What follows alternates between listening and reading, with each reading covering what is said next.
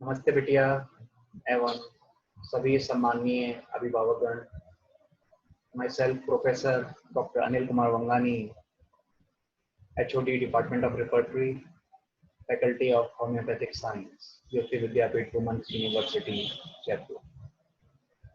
I am here to discuss about university mission courses, out of which the most important one is training about behavior and ethics.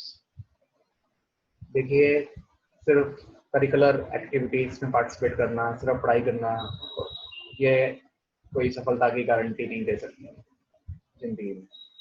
Life में सफलता चाहिए तो हमारा behaviour कैसा है, हम कितने एथिकल बिहेव करते हैं अपने बिजनेस में, अपने ग्राहकों से, या अपने चारों ओर जो व्यक्ति हमारे संपर्क में आते हैं उनसे हम कैसा बिहेव करते हैं, और इसका बहुत फर्क पड़ता है हमारे कार्य के प्रसार में, हमारे बिजनेस के प्रसार में, हमारे जो भी प्रोजेक्ट्स हैं उसको आगे ले जाने में। तो क्या बिहेवियर किया जाए, क्या एथिक्स को फॉलो किया जाए, ये हम अपनी बिटिया लोगों को ट्रेनिंग प्रोवाइड कराते हैं यूनिवर्सिटी में अलॉन्ग विद करिकुलर स्टडीज। इसको डाला गया है यूनिवर्सिटी मिशन कोर्सेस। तो इसको समझाने के लिए मैं आपसे एक पावर पॉइंट प्रेजेंटेशन शेयर करने जा रहा हूँ। तो ये है आपके सामने।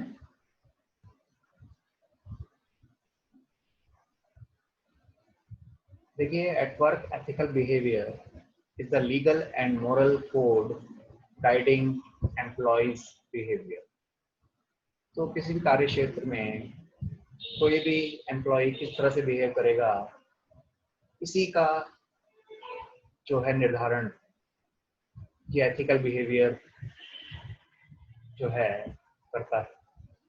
Being a professional, one is required to wear a nice suit as well as to behave ethically with their customers, with employees, and with other persons who are in contact at your business. So it also guides how someone performs in his or her job. तो हमें किस तरह से कार्य करना है, हमारी क्या कार्य पद्धति होगी, क्या हमारा व्यवहार होगा, ये हमें गाइड करता है बिहेवियर एंड एथिक्स। तो business leaders they need to set some clear guidelines for ethical behaviour at their workplace so as to take their business at the optimum. Ethical behavior in the workplace is important for many reasons. People and customers feel safe when working with a company where they know people, they follow moral and sound guidelines. It builds reputation of the business and our business becomes clean business. तो लोग मानते हैं कि ये साफ सुथरा काम करता है, इसके पास जाने से कोई खतरा नहीं है, अच्छा व्यवहार किया जाता है, जो भी हमारा पैसा है वो सुरक्षित है, और इससे हमारा कार्य उसका प्रसार होता है। There are many examples of ethical communication in the workplace. Most trustworthy and ethical behavior starts with money management.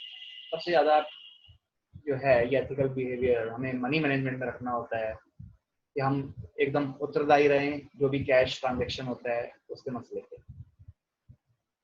Ethical communication in the workplace is another area that staff needs to be clearly trained on. An employee who is upset with client or co-worker is not supposed to spread it on social media or emails. तो देखिए, कुछ ethical हमारे rules हैं। अगर business में हम किसी employee का या किसी ग्राहक का व्यवहार पसंद नहीं कर रहे हैं, इसका मतलब ये नहीं है कि हम उसको social media पे डाल दें। We have to tackle it with correct guidelines set by the employer. तो ऐसे में हमें इन्फॉर्म करना होगा अपने सीनियर को, एम्प्लॉयर्स को, ताकि वो एक सेट गाइडलाइन के अनुसार उस इशू को सॉल्व कर सकें। So ethics extends beyond issues of right or wrong. सिर्फ गलत और सही से इसका ताल्लुक नहीं है. A conscientious employee is concerned about doing his job with best of his ability. This employee won't close the store a little early, even will stay a little longer, like 10 minutes late, if someone needs help. ये सब भी ethical behavior में आता है कि कहीं 5-10 minute ज़्यादा भी देने पड़ जाएं तो वो दे. Employees who have high ethical standards are proactive to help solve problems with co-workers or customers. They don't pass or they don't point fingers on them or amuse on such situations. तो जहाँ customer को problem आ रही है तो मतलब ये नहीं कि उसको हम पॉइंट आउट करने लग जाएं या हम उसका मजाक उड़ाएं, बल्कि हमें उसकी हेल्प करनी चाहिए, उस प्रॉब्लम को सॉल्व करना चाहिए.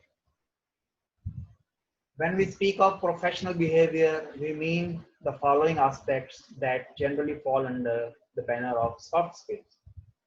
तो प्रोफेशनल बिहेवियर में क्या क्या आता है? तो पहली चीज है civilized behavior. So civility simply means behaving respectfully towards everyone you interact with. तो हमारा बिहेवियर बहुत civilized होना चाहिए, social norms होना चाहिए. We should show social intelligence. Having social intelligence means following those rules to cooperate and get along with others, especially in conversation. हमारा बातचीत का तरीका ऐसा होना चाहिए कि 4 लोगों को हम साथ लेके चल सकें. तो हमें ये पता होना चाहिए कि हमें कब बोलना है, कितना बोलना है, किसी को पूरा सुनना है, इंटरप्ट नहीं करना है बीच में, और क्या चीजें हमें नहीं बोलनी चाहिए, हमें इसका पता होना चाहिए. तभी हम 4 लोगों को साथ लेके चल सकेंगे और सोशल इंटेलिजेंस हमारी शो होगी. इमोशनल इंटेलिजेंस हमारे अंदर होनी चाहिए. छोटी छोटी बातों पे कई लोग तुरंत अपना आपा खो देते हैं, उससे हमें बचना होगा. तो we should be a good reader of people in social context.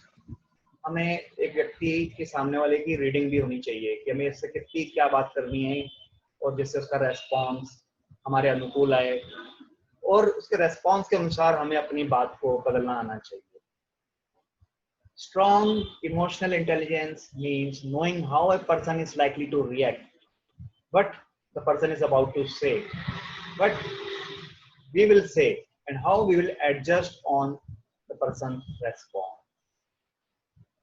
Social grace. Social grace include all the subtle behavior niceties that make us likable. तो ग्रेसफुल रहना यानी उस तरह से रहना कि लोग हमें पसंद करें. They include manners like politeness, etiquettes like dining etiquette. हम खाना खा रहे हैं तो हम इतने समझदारी के साथ वहाँ बैठे हैं, हम मुंह खोल के ना खाएं या हम टेबल के ऊपर अपनी कोहनियाँ रख के ना खाएं. ये सब डाइनिंग एटिकेट्स में आता है. उससे सामने वाले लोग जो हमारे साथ खाना खा रहे हैं पसंद करेंगे हमारी मैनर्स को.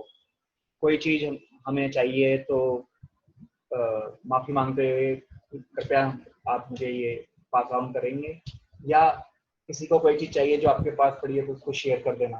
तो ये सब डाइनिंग एटिकेट्स में आता है. तो ये सब सोशल ग्रेसफुल एक्टिविटीज़ हैं. Like saying please when asking someone to do something, saying thank you when given something you accept, speaking positively about others, refraining from negative comments, smiling too often. Now, what are the bad effects of lacking such social intelligence and soft skills? Often it is seen that those persons who lack soft skills associated with difficult work environment. उनका work environment negative हो जाता है, difficult हो जाता है जिनमें ये soft skill नहीं है, and they are usually demoted और हायर्ड इवन. तो ऐसे लोगों की तरक्की हमेशा बाधित रहती है. They typically fail to interpret correctly the non-verbal cues that say now it's your turn to speak, or okay I am done with this conversation, let's wrap it up. ऐसे लोग अक्सर मामलों को खत्म नहीं कर पाते, दूसरों को पेशेंटली सुन नहीं पाते, बीच में बोलने लगते हैं. तो ये सब पेशेंस हमें होना चाहिए, इंटेलिजेंस, सोशल इंटेलिजेंस का और सॉफ्ट स्किल का, दोनों का. इससे हमारी किसी भी संस्था में लॉन्गेविटी बढ़ती है और हम तरक्की कर पाते हैं. It's difficult to interact with such people either because they make you do all the work keeping the conversation going or don't let you speak. तो ऐसे लोग जिनमें सोशल सेंस की कमी है, वो लोग लगातार बोलेंगे, आपको बोलने नहीं देंगे और थोड़ा सा रूड हो जाएंगे अगर आप बोलने लग जाएंगे, आपको एब्रप्टली बीच में रोकेंगे। तो ये सोशल इंटेलिजेंस में नहीं आता, सिविलाइज्ड वे नहीं। So five qualities of a successful professional behavior. There should be openness to experience. One should be always ready to learn something new. One should be curious and innovative, and also cautious and consistent. Conscientiousness, goal-driven, and detail-oriented. Also casual and careless. So a person should not be so casual or careless in his job place or business place. Rather, he should be goal driven. उसको अपने goals का ध्यान रहे कि उसको क्या करना है, उसकी डिटेल्स का उसको ध्यान रहे, ना कि वो careless behave करे. Extraversion. One should be outgoing, enthusiastic while at work, rather than solitary and guarded. अपने आप में सिमटा रहे, अपना ही काम करता रहे, ऐसा नहीं, बल्कि सबसे मिलके रहे, सबके साथ मिलके काम करे. Agreeable, should be cooperative and flexible. कोई कुछ काम कहता है तो फिर तुरंत समझे, करने की कोशिश करे, rather than defiant and stubborn. जिद करना, अपनी बात को महत्व देना वो ज्यादा उचित नहीं होगा. Neuroticism, having anxiousness and volatile versus confident and stable behavior. So these are the qualities which one should have while at his business. तो अपने काम के लिए चिंतित रहना, उसको आगे बढ़ाने के लिए चिंतित रहना, क्यूरियस रहना, नई नई चीजें सीखने की कोशिश करना, हमेशा अपने गोल्स के लिए ओरिएंटेड रहना, ना कि केयरलेस रहना, आउटगोइंग और एंथुसियास्टिक रहना, ना कि अपने आप में सिमटे रहना, कोऑपरेटिव होना, फ्लेक्सिबल होना, किसी की बात को समझने की कोशिश करना, ना कि जिद करना. तो ये सब गुण एक अच्छे सक्सेसफुल प्रोफेशनल के हैं. तो इस प्रकार जो है बिहेवियरल एथिक्स हमारी बच्चियों में हम इंस्टिल करते हैं, बिटिया लोगों में इंस्टिल करते हैं, ताकि लाइफ में वो जिस भी प्रोफेशन में जाएं वो निरंतर तरक्की करें. धन्यवाद आपके कीमती समय देने के लिए and best of luck for your successful career.